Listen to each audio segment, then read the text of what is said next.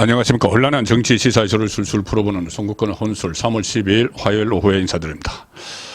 자, 이재명 민주당 대표가 주 3회 재판을 비롯해서 여러 가지 일정을 소화할 수 있겠느냐, 그런 의문이 많았었는데 하나를 펑크를 냈습니다. 제일 중요한 재판에 무단 결석을 했습니다. 참석을 하지 않았습니다. 자, 그리고 또 하나 소식을 전해드릴 텐데, 김남국의 저주. 자, 김남국 그 의원 코인 사태 때 그것을 비판을 했던 민주당의 청년 정치인들이 이번에 모두 줄줄이 공천에서 떨어졌다. 자, 그래서 김남국의 저주 이야기가 나옵니다. 자, 두 가지 소식을 오늘 오후에 전해드립니다. 먼저 이재명 대표가 오늘 그 재판이 하나 있었습니다. 대장동, 성남FC, 백현동 이 관련 재판, 배임 혐의 등이죠. 이 재판은 매주 화요일에 열리는데 오늘 10시 반에 재판이 예정되어 있었습니다. 자, 그런데 이재명 쪽은 어제 오늘 재판에 나가기 어렵다. 그리고 이유를 오늘 뭐 선대위가 출범식을 한다. 이런 이유를 대서 재판 연기 신청을 했습니다. 그런데 가뜩이나 모든 재판이 늦어지는 이 상황에서 재판부가 받아들이지 않았습니다. 재판부는 이미 이 총선이 본격적으로 시작을 하기 전에 선거 일정 때문에 재판을 연기하지는 않는다는 그런 입장을 분명히 밝혔었죠. 김명수 대법원장 체제 때와는 지금 다른 분위기입니다. 자, 그것도 그런 상황에서 이재명 쪽은 어제 오늘 재판을 연기하자 하루 전에 그런 이야기를 했습니다. 선대위를 어제 꾸려서 오늘 발대식을 하기 때문에 재판부가 받아들이지 않으니까 아예 오전 재판에 안 나가버렸습니다. 정말 사법 체계를 무시하는 그런 일이죠. 그래서 재판이 오후로 연기가 됐는데 오늘 서울중앙지법 형사합의 33부 심리로 10시 30분에 시작한 이재명의 대장동, 성남FC, 백현동, 이억 관련해서 배임, 뇌물 이런 혐의를 받고 있는 그 재판에 출석하지 않았고 오늘 10시 30분 시간을 맞춰서 재판부가 다 입정을 했고 검찰, 변호인 그리고 같이 기소된 정진상 다 나와서 있었는데 시간에 맞춰서 출석을 하고 기다리고 있었지만 이재명이 오지 않았습니다. 그래서 피고인 없이는 재판을 진행할 수 없기 때문에 이것을 오후에 속개하겠다 이렇게 하고 오전 재판을 그냥 무산시켜 버렸습니다.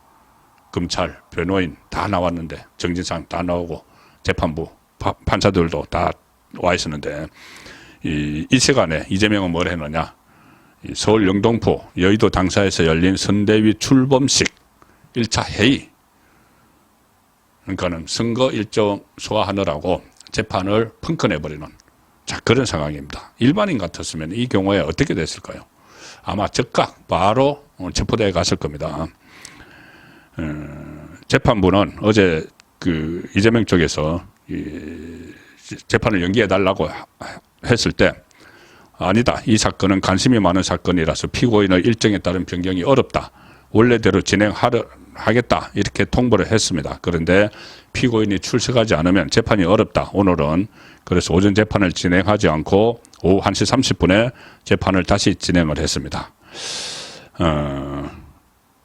개항을 자기가 출마한 지역구도 가야 되고 또 이 선거 지원도 나가야 되고 그리고 오늘 또 이 재판이 오전 재판이 무산되니까 그 소식을 듣고 이재명은 그 틈새를 이용해서 오후 재판하고 열리는 그 틈새를 이용해서 동작거래 깜짝 유세를 했습니다. 나경원 본인이 영입한 뭐 경찰관 총경을 공천한 그 지역이죠. 나경원 지역. 거기에 깜짝 유세를 했습니다. 그리고 이것뿐이 아니고 선거 지원도 해야 되고 또 당 회의도 주재를 해야 되죠. 주 3회 재판을 받아야 되는데 드디어 그 중에서 하나가 펑크가 났습니다. 그런데 가장 중요한 재판을 펑크를 냈습니다. 당 회의, 당의 그 선대위 출범식 이런 건 시간을 조정을 해도 되고 본인이 뭐 안 나가야죠. 그 재판이 있는데 이 사법 절차가 있는데 그런데 재판에는 불출석하고 당 그 선거를 위해서 나갔습니다. 자, 여기에 대해서 재판부가 엄중 경고를 할 텐데 앞으로 또 한 달 남은 기간에 그 5번의 재판이 더 있습니다.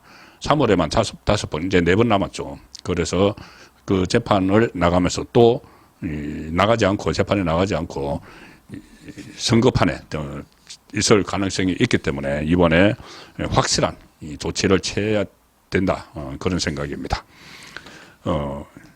오늘 이런 기사가 떴습니다. 뭐냐면 김남국 코인을 비판했던 남국 팔적 이런 게 있는데 그 사람들이 전부 다 민주당 공천에서 전멸을 했다. 김남국 코인 논란이 불거졌을 때 5월이죠. 그때 전당대 돈봉투 의혹 그리고 김남국 코인 논란이 같이 불거졌는데 그때 민주당의 도덕성이 훼손됐다. 이 비판을 받았을 때 젊은 청년 정치인들, 민주당 소속 청년 정치인들이 당에 요구를 했습니다. 돈봉투 의혹 관련 진상조사단 설치하고 민주당 소속 의원 가상자산 보유 현황 전수조사 실시하고 유명무실한 윤리심판원, 윤리감찰단을 해체하고 다시 설치하라 이런 요구를 했는데 거기에 이 공동기자회견을 한 8명이 있습니다. 근데 그 8명 중에서 지금 7명이 이번 총선에 출사표를 던졌는데 단 한 명도 본선에까지 진출하지 못했다. 몰차를 했다는 이야기죠. 그때 이 공동성명을 기자회견을 하니까 민주당 강성 지지층이 그 개딸들이 거세게 반발을 했는데 특히 그중에 박성민 전 최고위원이 그 문재인 정부 때 청년비서관을 지낸 방송에 자주 출연했던 인물이죠. 박성민 전 최고위원이 기자들에게 김남국 코인과 관련해서 이런 말을 했습니다. 언론 보도에서 나오는 내용이 전부 사실이라면 국회의원직 사퇴까지 할 수 있다고 생각한다. 이렇게 아주 강하게 김남국을 직격을 했죠. 그때 개딸들은 거세게 반발을 하면서 이재명 대표 팬카페, 재명인의 마을, 그리고 여러 가지 소셜미디어에 기자회견에 참여한 8명의 명단을 다 올렸습니다. 8명의 명단을 올리고 소위 좌표 찍기에 나섰는데 그때 이 사람들 8명을 남국 팔적, 코인 팔적 이렇게 그 좌표를 찍었습니다. 문자 폭탄도 보내고 이번 총선 과정에서 낙천 운동까지 벌였는데 실제로 7명, 8명 중에서 7명이 출사표를 던져서 전부 다 줄줄이 공천에서 배제당하거나 경선에서 탈락했습니다. 그 중에서 지금 계속 논란이 되고 있는 서대문갑이 있습니다. 서대문갑. 우상호가 불출마 선언하고 나서 갑자기 청년 전략 특구 뭐 이렇게 바꿔서 성치훈이 원래 경선 후보 3인으로 뽑혔다가 하루 만에 제외됐죠. 그 성치훈 전 청와대 행정관. 그리고 서대문갑에 또 1위로 처음에 올라갔던 건지웅 전 비대위원도 같이 서대문갑에 지원해서 경선에 나섰는데, 그러니까 이 8명 안에 포함되는 겁니다. 성치훈, 건지웅 같이 나섰는데 이 사람들은 다 떨어졌죠. 어젯밤에 발표된 경선에서 떨어졌죠. 누구에게 떨어졌느냐? 바로 정진상 변호사, 김동아에게 다 떨어졌습니다.